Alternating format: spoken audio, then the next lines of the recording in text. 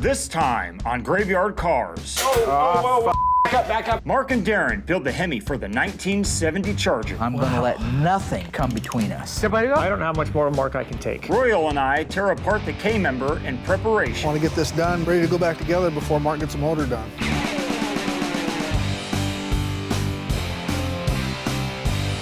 And then we team up to paint and fire up the Hemi engine for the first time in over 30 years. This thing's called the elephant for a reason, stupid. On this episode of Graveyard Carz. Got that car coming to get you, Barbara. The unburied dead are coming back to life. I'm Mark Warman, and together with the most critical man in the world, Darren Kirkpatrick. Give me a gun! My son-in-law, Josh. Oh, yeah! And my best friend, Roy. Well, all right! We bring dead muscle cars back to life, to exactly the way they were on the day they were born. If we don't kill each other. It's gonna be a bloodbath.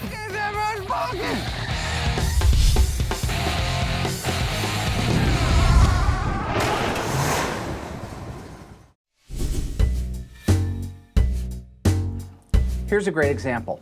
Great show, guys. Love the Mopars. Darren is a pain in the ass. Get rid of him. Love watching the show. If I take another 2 seconds of Darren, I'm going to veer into oncoming traffic. Darren is possibly the biggest pain in the ass the entire world has ever known. Get rid of him. Why does he want to drive Royal's Jeep?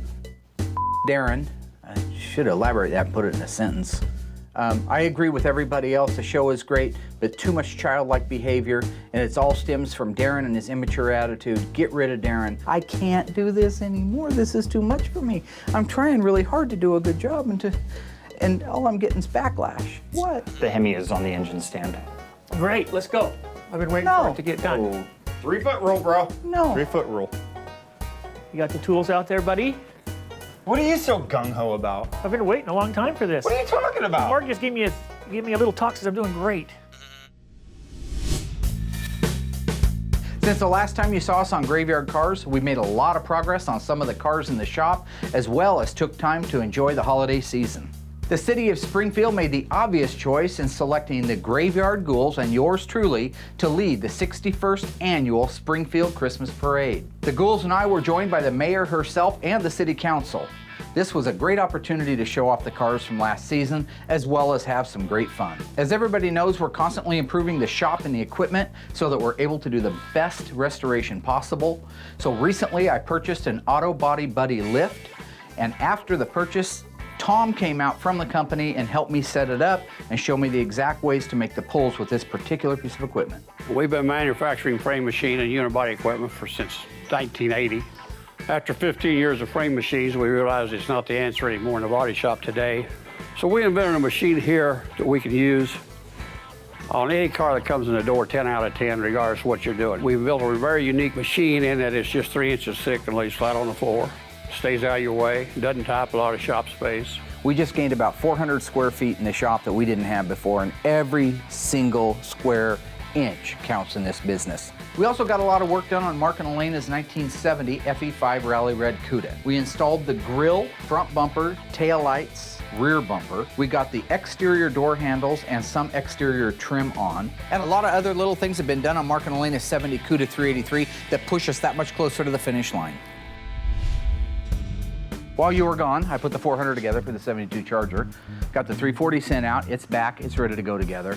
I got the Hemi on the stand, it's ready to go together. All the machine work, all the nuts, the bolts, all the fasteners are set out while you guys were playing house. I actually never really felt like I left in the first place. You know, my mind's always been here. We're all buddies. Now that the idiots are back from vacation and recess, we can refocus, get our nose to the grindstone, and start pumping out some of these cars. The plan is to divide and conquer and get things done. Instead of having 4 monkeys work on the same car, split us up into 2 groups of 2 monkeys working on the cars. Darren and I are working on the 426 Hemi for the 70 Charger RT, and Josh and Royal are actually working on the front suspension and K-member for the 70 Charger RT. Let's get this one motor done. Nothing else matters. Get it done. Focus all of our attention on it. You get that done. Get all your attention on it. Next thing you know, we're going to have all these pieces done. So you know what? And that's the other thing I want to really try to do.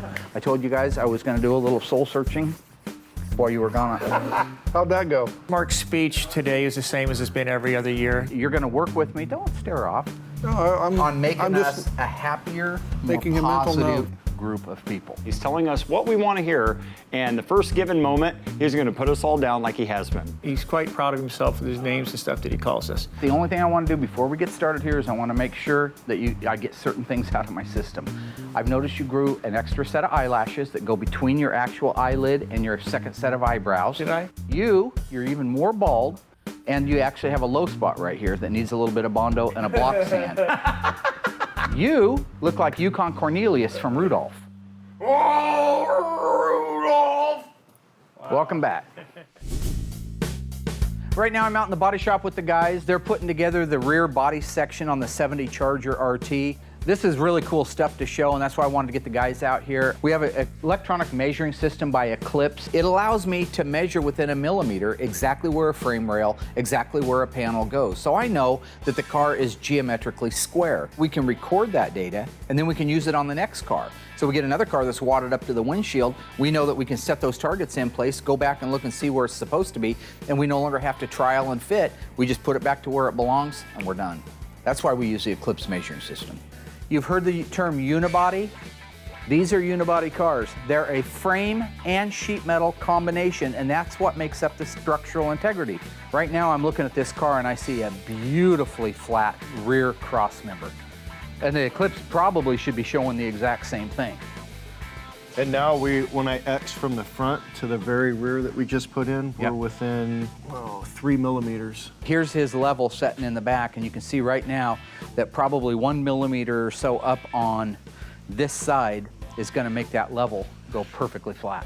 If we didn't have the sheet metal right now from AMD, and that's the point of it, you've got to have it. AMD makes restoration parts. In this particular case, this car would have been probably totaled if I hadn't been able to buy that sheet metal from Auto Metal Direct. It would have, because I'd have had to go buy a whole nother car, and nobody's giving a whole nother car away for 5 or 10 grand. They're wanting 30 or 40 grand for a car that you're gonna cut up. 3 and 3, nice. Yeah, we're good on the height. Okay, it's perfect. Make it happen, build me a house. Make it beautiful. Now that Mark has signed off on the foundation, we're ready to go ahead and get the sheet metal on the car.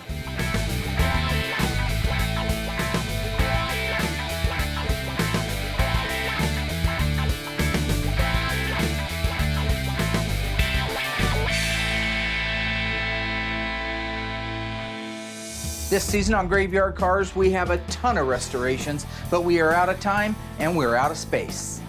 Our first priority is Mark and Elena's 1970 Plymouth Cuda 383 automatic. We also have Kimberly Cook's 1970 Barracuda convertible, 383 two-barrel to finish. It's been painted, parts have been cleaned and ready for final assembly. Also in the shop is a 1970 Plymouth Superbird 444 barrel. We've been working on this car since season 2, and we have all the AMD sheet metal in place. Bodywork is done. It's been final primed and is now ready for paint. Yellow 72 Dodge Charger that belongs to Jim and Mitzi, truthfully, is not one of my favorite cars here at Graveyard Cars. Even though it's more of a big yellow boat than a car, it still has a great story behind it. Also coming through is the most recognizable Mopar in television history, the world-famous 1969 Dodge Charger General Lee. This is only the tip of the iceberg. Still waiting in the queue are some of the rarest and most iconic Mopar muscle cars Chrysler ever built.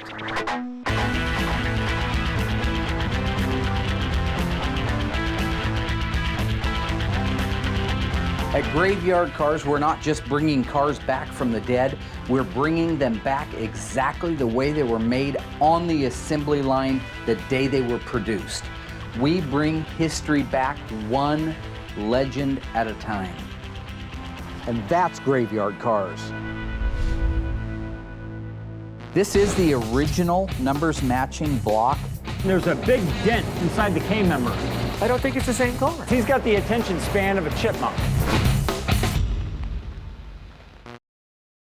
We're back from vacation with new toys, new cars, and new sheet metal. Today we're working on the 1970 Dodge Charger RT. Darren and I are building the short block Hemi, and while we're doing that, Josh and Royal have got to get the K member and the suspension torn down. Come on, Josh! This is a K member for the 70 Hemi Charger. We need to get it cleaned up while Mark and Darren are working on the motor so that it'll be ready when they're done. Here he comes.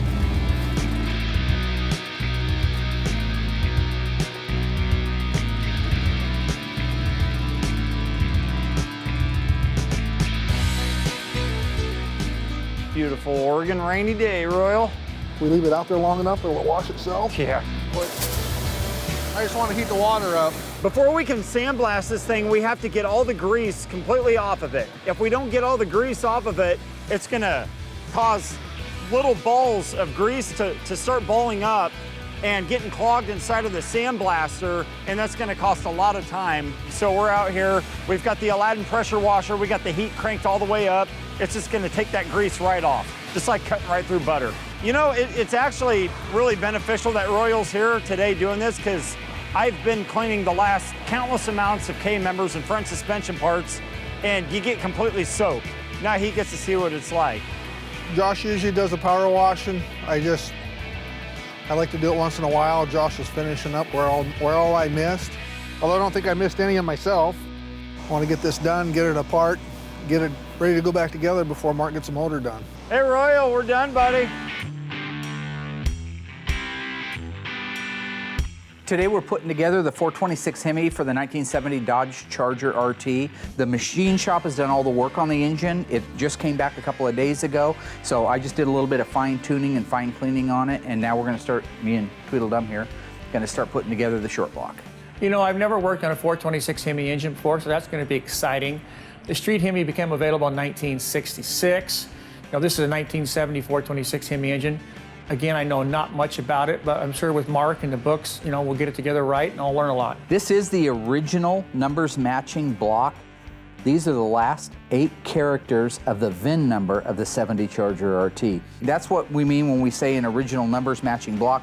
The VIN number matches the VIN number of the car. The first thing that we're going to put in the engine is the crankshaft. And before we put the crankshaft in, we have to put the main bearings in place.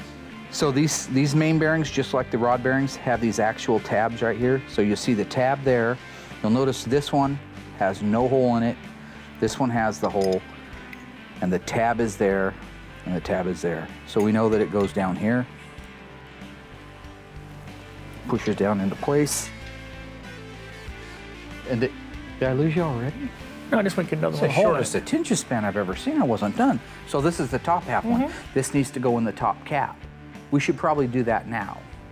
So here is the main cap. Again, this has no oil journals in it, right? This one has no oil journals in it. Should this go in there like that? Wherever the notch is. Okay, so the notch is there. That notch is there. That's gonna go down in there like that. And like that. And now that center main cap has the bearing in it. We don't have to wonder where it is or where it went to. So we can just, since we're gonna be using it pretty soon, let's just set it there. So we have the front, which is represented by the F. Can't get that messed up. That goes at the front of the block. Why are you doing this? You got them out of order. I wasn't done, This is the front one, so it'll end up going down here at the front, like that. Once the crankshaft is installed, this will be 2, this will be 3, this will be 4, and this will be rear. Now that we have it all cleaned up, we'll get it in here, look for any production marks that we can find. We're gonna go ahead and disassemble everything on this. You know, obviously everything is completely rusted over, so we're gonna make some noise, we're gonna make a mess, but after we get done disassembling everything off of here, we're gonna get it organized. We'll take it through and start getting all the bushings taken out of everything, and after that process is done, then we'll start the sandblasting. So it's kind of a long process, but it's worth it. It's going pretty good without Mark here. Nice job, Royal. Okay. We're running out of space.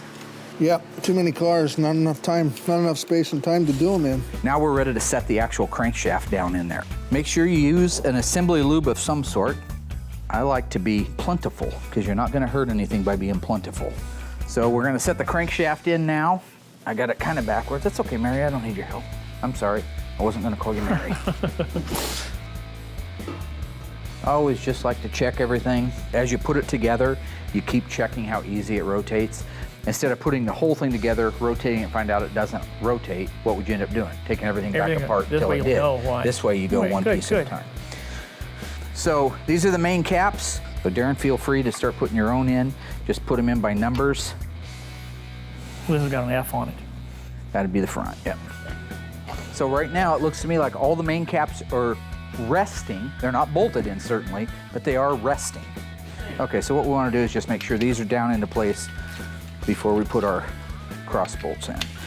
So I'm just putting about 10 pounds on them is all. So a little something to make sure that they're seated against the actual block itself. 50. How close do you think you'd get if you had to 50. guess it, though? They just sort of... I think I'd get pretty close. 50. You're having trouble. We get Josh to do that for you to 100 pounds. I don't think I need his help. I believe that we are a team that works together to save old Mopars, and I think we'll always be a team. I'm going to let nothing, nothing come between us. Wow. See if that engine rotates. Feel good? Like margarine. Chrysler introduced the 426 Hemi street version in 1966. By 1971, it had exited the scene. During those years, what induction system was used on all of those engines? Was it the single 950 CFM Holley carburetor, the 440 six-pack induction system, or dual AFB carburetors?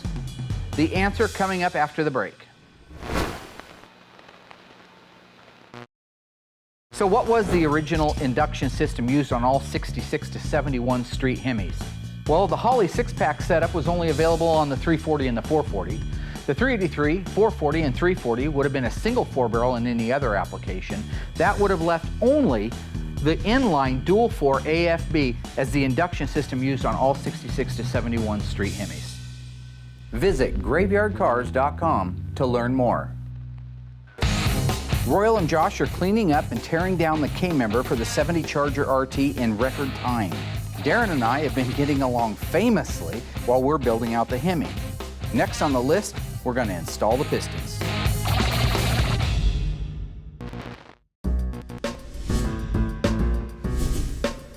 Here's what I want to do. I start putting the pistons in right now.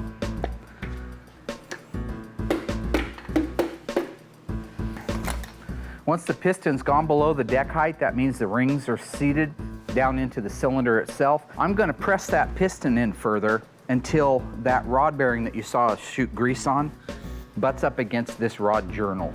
Then we'll put the cap on it with some lube and it'll be ready to torque down. Sounds nice. That's it, huh? Everything's been going great this morning. Things have been working out perfect, getting a lot done. Out of the blue, Darren decides he's going to play the game. There you go. Back, back, back. Hold. This thing's got to be rotated that. That's why the bar's on there, Tiger. You put it anywhere you want. You're not going to rotate it that way. You're going to rotate it with this. I used to be able to count all the crazy things that Darren was, but he just adds to it every day. It's gotten to a point where I can't keep track of it. Trying to rotate a crankshaft with your hand. Why? I mean, Superman couldn't do it. Why are you trying to do it? God, What position do you want it in, buddy? Farthest away. Perfect. On Friday. It is Friday. God, it's a miracle. Nope. Nope. What? Comes up solid, it sounds like. That's the game.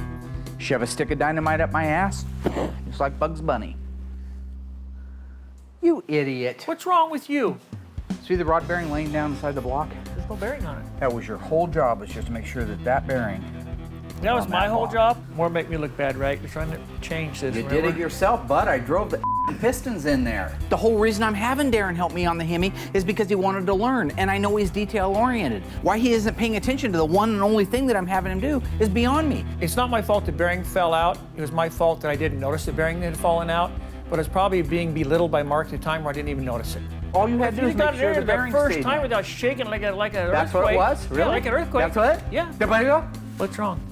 Well, you know, this is just not going to stop overnight with Mark because, you know, you're just like a marathon runner. You don't start running the marathon your first day. You start out by maybe running half mile. You know this is all because of you, so you should Yeah, shut I know the it is. f*** up. Okay, Mark. In all actuality, I'm helping Mark build up a tolerance to myself so that we'll all get along better at Graveyard Cars. You could have took the piston clear out, but... Yeah. F*** off. Oh, yeah. Josh, let me teach you something. I don't know if Marcus showed you this or not. Yeah, I like disassembling this stuff. It's, you know, it's just kind of a rip and tear, and then take your time putting it back together. Make sure you got it right. Those look a little burnt. See how they're discolored? So would that mean just using New his ones. brakes too much, or? Oh, they could have been over tightened. Royal and I always get along. He doesn't sit there and belittle me like Darren and Mark. And on top of that, he's showing me new tricks without yelling at me. Ah, imagine that. Potato, French fries. Don't say that around Mark, you'll make him hungry.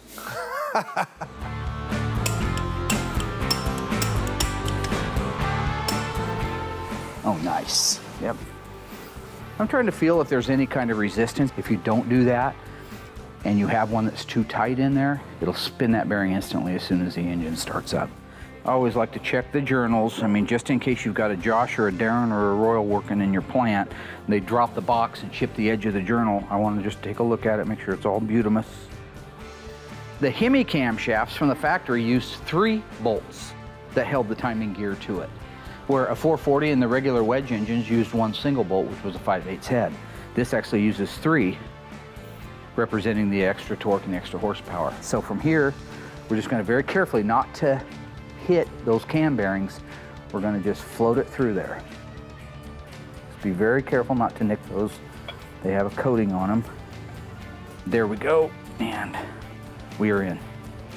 Camshaft is installed, so next thing we have to put on is the timing chain and gear set. There are timing marks that have to be lined up. So you can see that that mark there is straight in line with that mark there. But you see all the time you're in check.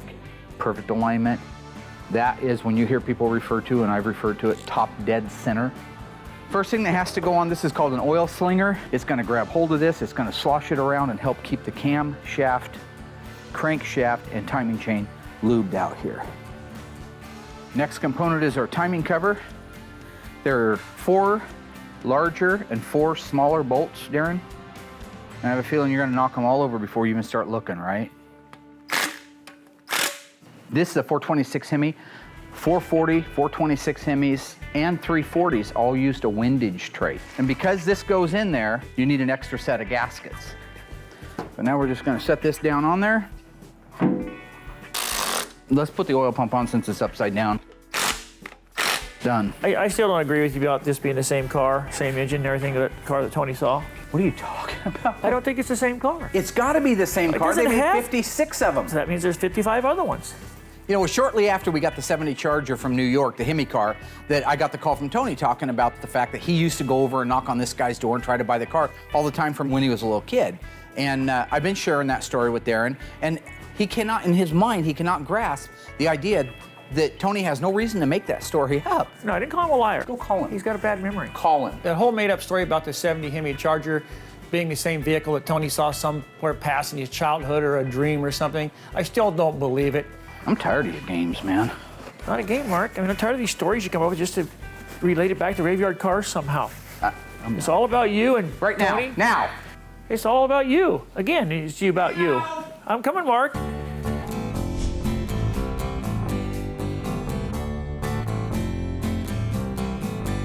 Well, it looks like I'm by myself now. Royal had to take off to go to his other job, which is totally cool. So the first thing that I'm gonna go ahead and sandblast is gonna be the K member. When these things are completely covered in rust, you can't see anything, but after you get done blasting it, you can see it all.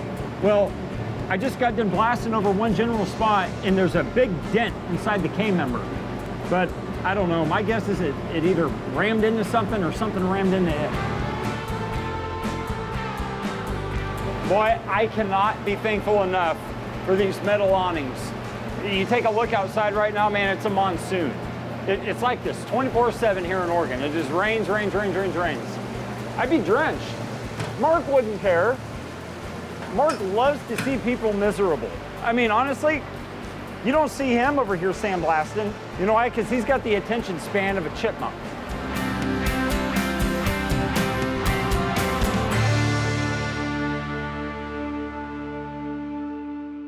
These valve covers were actually on the engine when it went orange. No matter what I do, it seems like I do it wrong. Oh, whoa, whoa, whoa. Back up, back up.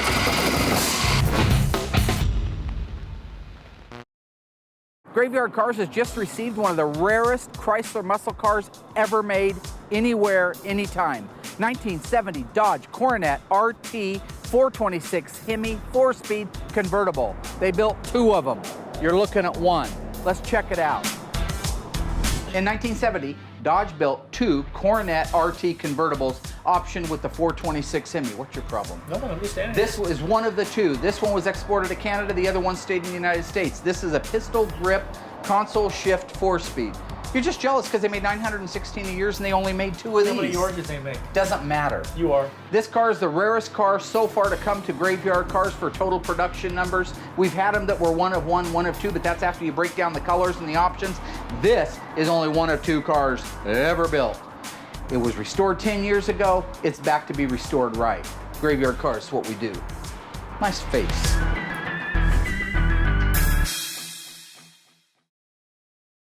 Josh and Royal completely disassembled the K-member for the Hemi Charger. Royal took off for his existential job, leaving Josh to start media blasting the K-member and suspension pieces.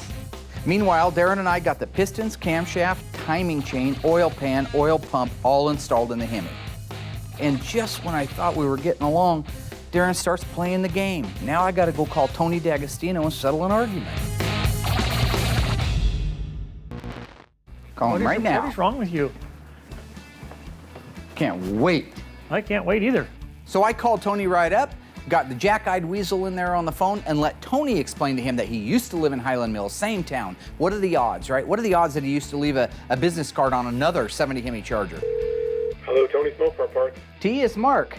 Hey, how you doing, bud? It's a better chance that I'll like Darren by the end of the year than there is that he would go up and knock on another door and have it be a different 1970 Dodge Charger 426 Hemi 4-speed burnt orange with a black top and black interior. I don't know, a little over a month or so ago, I was talking with one of my friends and he has a memory like a vice, and he said, do you think that Hemi Charger they have out there is that one we used to look at up in New York there that you knew about? So I asked Mark, and he goes, yep, that's where the car is from, Highland Mills. I don't think it's a different car. So it is possible though, right? That is a great example of who Darren is. You can give him all of the proof in the world for something, but in his mind, if he doesn't want to believe it, he's not going to believe it. And even if he does believe it, the whole goal is to throw you off. That is an element of the game. His sister and himself had both been in contact with me. They noticed my business card, that his dad had saved my business card, and they still had it in the house. You know, Tony is the smartest Mopar individual I've ever met as far as facts, figures, and parts, etc. But I still don't believe that's the same car Tony saw back in his childhood and his youth. So it's not the same car. You know, that's a great example of why Darren is great to have around the shop, and the only reason is he's pessimistic. He finds the bad, the negative, the impossible in everything. So to not believe Tony and to not believe that scenario only plays into who his character is. So having him QC something is great because it has to be perfect or it's not going to get past Darren. I don't think it's the same car. Yeah, it's looking a lot better now. We got a couple more spots left on here. Concentrate on the big rust spots. In areas like this right here where there's all the pits, you have to hold the blasting gun point blank with it and slowly work your way up and down so that you can get all the rust out of there, because if you don't, you're gonna eventually have to take the paint off if you put paint on it. Take the paint off, re-blast it, because that rust is just gonna continue to spread. All right, I'm gonna put this back in, get this thing done. So we have our cylinder heads on and they're torqued spec. We have our rocker arm assemblies in place and the valves are set to spec. So really where we're at now is to install the intake manifold next. After that, we can put the water pump housing on, valve covers, and move this out to the booth so we can get some color on it. Tell me where the front and where the back of this intake is. You know, I understand Mark's the boss and I'm just trying to help out around here, but no matter what I do, it seems like I do it wrong. I'm just trying to help out. You have to tap him with a hammer? I want you to shut up.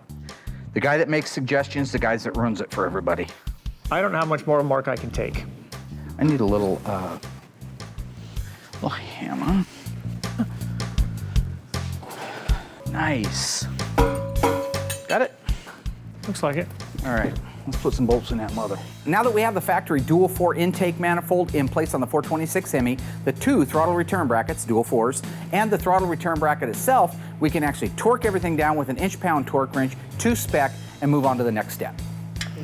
These go to 72. I'm gonna make sure this one was tight. Could we go to the center and just do all of them again? Yeah. That's what I was saying and the book was saying. 72. That's up to you, because you may know more than that damn book. I don't think so. Most of the Mopar engines came with cast iron intakes on them, but a few did come with aluminum intakes. And one of the main problems with aluminum intake is you can over-tighten it and actually warp the engine, which will cause a vacuum leak and or an oil leak. Done. Interesting. The 426 Hemi, even though the valve cover is a wrinkle black and the rest of the engine is Hemi orange, these valve covers were actually on the engine when it went orange. So what you see to be an OEM correct is this got masked off. Well, we know human beings are masking it off. There's a thing called an undermask and an overmask. Undermasking would be, one of the two existed, goes to mask it off, and he doesn't quite go all the way down to that lip, right? He's in a hurry. He's super guy. He's got to get out. There's all kinds of crazy stuff happening tonight. So he's going to run that around there. He's going to run that around there. He's sloppy. He's got 50 of these to paint. So what's going to happen is the bottom of that little rung is going to end up with some Hemi orange on it. That would be an OE correct. If he overmasked it, he would go past the valve cover onto the block. So then when you pulled it all off after painting it, you'd have a spot of bare metal right there where it got overmasked. So I'm going to try to do a good job but still show some OEM intent when I do it. We try when we can to emulate the way the assembly line did it. That's how the assembly line did it. The size of that valve cover gasket. Just give you an example. That's a Hemi valve cover gasket. Here's the valve cover for the 440. There's the valve cover for the 426 Hemi. This thing's called the elephant for a reason. You see the footprint it takes up? You stick that thing into a CUDA, which has no room inside the engine compartment, and then you try to put a power brake booster on it. That power brake booster rides right here. You ain't gonna get a valve cover off with a power brake booster on. Looking good, gentlemen. Looking good. And one of these does not have a lock washer on it right now, Mark. That's fine. I just want to get it seated down there, then we'll go through the hardware and make sure we have everything right. If you need to bombard your way around and knock me down, don't worry about it. You're like that old bat in the grocery store with that shopping cart. She's dangerous. All she's got's her eyes on that 19-cent can of clam chowder, man. She's gonna knock you down. Ain't nothing gonna get in your way. You ask her why, because I'm old. Well, good answer. We sealed the gasket to the valve covers, installed the valve covers. The water pump got installed and sealed, as well as the thermostat housing and gasket. The second generation Dodge Charger is the most abused vehicle in all of Hollywood. From the 68 Charger in Bullitt, to the General Lee, to the 70 Charger that was used in Fast and Furious. True or false? They selected these vehicles because the Charger was the only full-frame vehicle that was available at the time. The answer coming up after the break.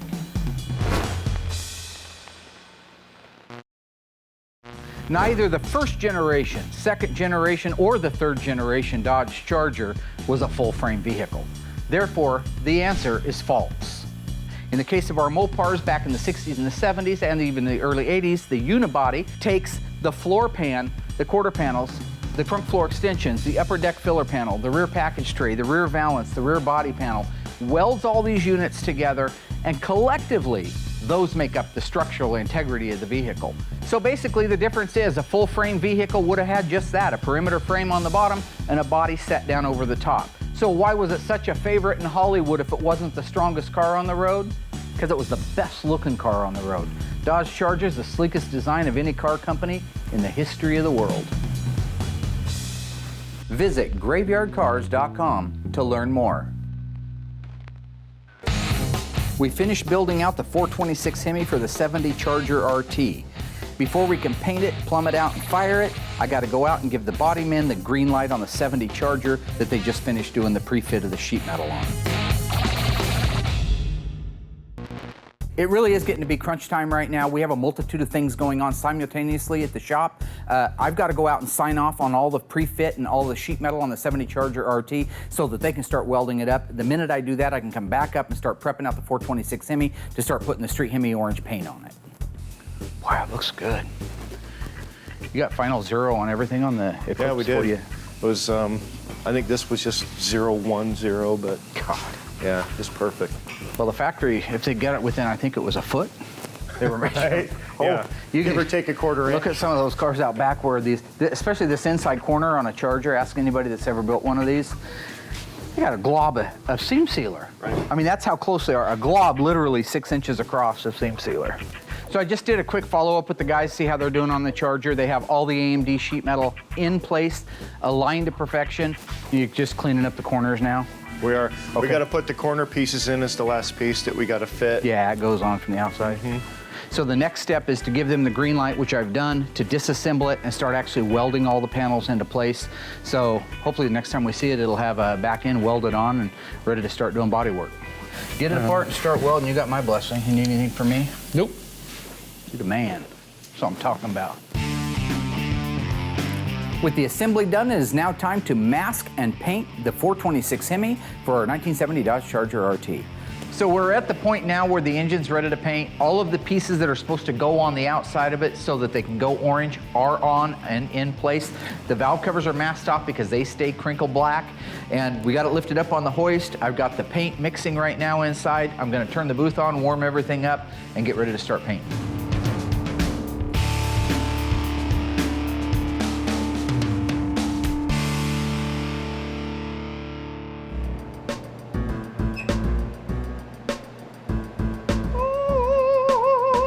Not too bad. For the most part, I've concentrated on the pits right here where all the rust was just over encumbered in this area. And I pretty much got a big brunt of it out, if not all of it. Now I'm gonna take it over and re-clean it, spray some chemicals on it and call it good. Okay, so I just got done blowing the K-member off and I needed to bring it over here to the solvent tank just to make sure I give it a once over, get all the grease off, any kind of dust, dirt, whatever. Let all that stuff drain out for a bit and it'll be good to go. Hand it off to Mark. Pretty excited here now. We've got the 426 Hemi for the 70 Charger RT completely assembled to the point where we can have it run on the engine run stand. We were very fortunate with the Hemi Charger. A lot of originality in it when we took it apart. The original AFB 4-barrel carburetors were still intact. They have numbers on them and they have date codes on them. When you hear numbers matching, it's not just the VIN, it's a lot of other little things. If everything's gonna match, those are the originals. That means they have to be restored with care. I only trust Scott Smith up at Harms Auto. So we have all the corresponding gauges here. We can monitor everything. The only thing we have to do is roll it out into the shop, move it down to the end where the big door is because we don't want to start it inside with all the gas and the smoke and everything. You don't want to really run an engine without exhaust on it just because the cool air can go in there, feed back up and possibly warp something that's really hot. And it's just smart. It's a spark arrestor. It keeps anything weird from happening. Yeah, batteries. Whoa. Back up. We're grounding off on the battery. Yeah, batteries. Whoa. Back up. We're grounding off on the battery. We're probably going to have to go higher with this system right here. I think we're too far forward. I don't care where you go with it, but it Let's needs put to it go back high, in the you sucker. I think the mufflers are too heavy, so you need to pull it back more where the weight of the mufflers is. And dummy. Here. And when you do, it's still going to not be high enough. So why don't we cure both of them at the same time? Why don't we get taller jack stands? F off. You're the ones that went and got them. Okay, what do you want me to do, buddy? Stupid. Irrelevant piece of. What's the problem, really? It's the technicality game with Darren. If I say, move the exhaust up, well, I didn't say move it up 12 degrees or I didn't move it up 3.5 inches. He just yards it up in the air and holds it over his head or drops it to the ground. I don't have to be specific. Use your head. It's common sense. Did you not notice the Okay, but why exhaust can't I lift these up? pipe And you guys... right here? You need to spark it. Okay. We'll put something between it. Let's raise this up and just use this. Today's not going very good because Mark and Josh are just constantly going at it. And me, I'm just trying to be the neutral, be the calm one. So we're doing really well. We've got literally everything on the motor and ready to fire up. We got to put the battery charger on the battery because it's been sitting for a few months since there was a motor on it running. Other than that, we're ready to hit the ignition and see where we're at. I really don't want to look like total f***ing idiots this year. The thing about the guys is, when the cameras aren't running on them, they actually do a good job. They follow instructions. That's how we get these things done. But when the cameras come out, it's like, you know what, Christmas time or at the holidays, when the nephew hears that somebody's got a camcorder and all of a sudden it's live from New York at Saturday night. You know, I'm a natural comedian. The wit and things like that, I was born with that. You can't just grab it and learn it. But they see that and they want to emulate me. Main power right here. We have good voltage. It's over 14 volts. That's good. It is on the battery charger. That'll probably go down really quickly. This is a big motor with a lot of compression, so it's going to take a lot to turn it over. This is our oil pressure gauge, which is reading 0 because we have not started the engine yet, but I did prime it yesterday and got this to run at a constant 60 pounds with just the drill hooked onto it. Water temperature, again, if everything's cool, so it's setting down there at 100 degrees. We're going to want it to run somewhere between 160 and 190. That would be a great operating temperature for this motor inside here. The first thing we want to do is check for fuel leaks, so I'm going to turn the fuel pump on. I want you to watch. Oh, beautiful. Look at that. Looking good? Let's just see what we got. I'm going to crank it over without coil power right now, just so I can make sure everything's turning over like it should.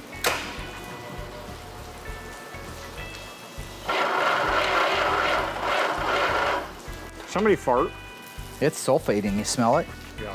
The plates inside are shorting out, I think. I'm not sure, but all I know is it doesn't create any voltage. So every time, like right now, it's sitting there without the battery charger on it at 10 volts, so the battery's shot. Dadgummit. So you moose need to go down there. M-O-O-N, that spells battery. We need one now. I am headed down to Napa to pick up a new battery. Hopefully, we can get this thing running. The battery's under warranty, buddy. Battery's under warranty. The battery was not under warranty. Darren got me. 2 points, Darren. 0 points, me. Half an hour to go get a battery 3 blocks down the road? Well, no, I don't need that. Guys, come on.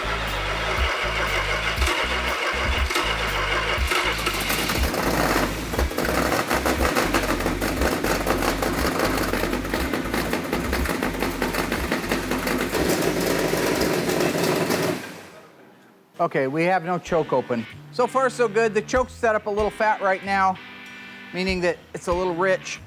So I need to back it off just a little bit.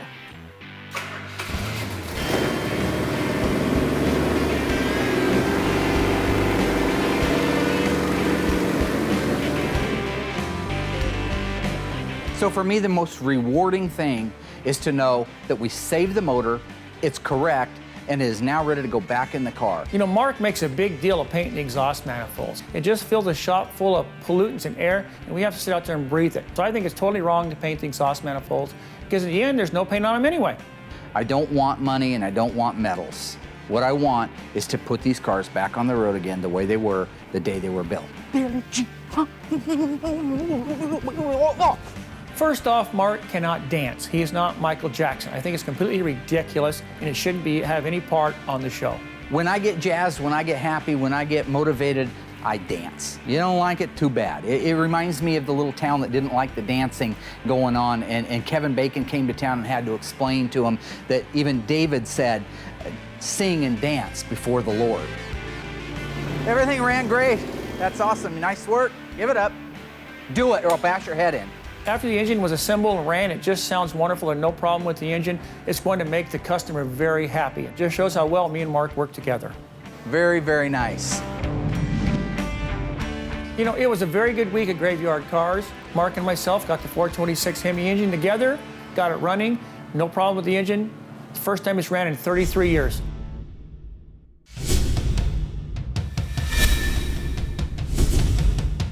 This season on Graveyard Cars, we have more cars than ever before. The Waltons' 1972 Dodge Charger Rally, Kimberly Cook's 1970 Plymouth Barracuda convertible, Mike Hill's 1970 Plymouth Superbird, the Daly's 1970 Plymouth Cuda, and the 1970 426 Hemi Dodge Charger RT, and the legendary 1969 Dodge Charger General Lee. With over 30 cars waiting in the wings, we're running out of room fast, which means it doesn't take much for Squat Dump and Flush to back me in a corner. We have more cars to finish, more people watching, and more to lose if we fail. Welcome to Season 4 of Graveyard Cars.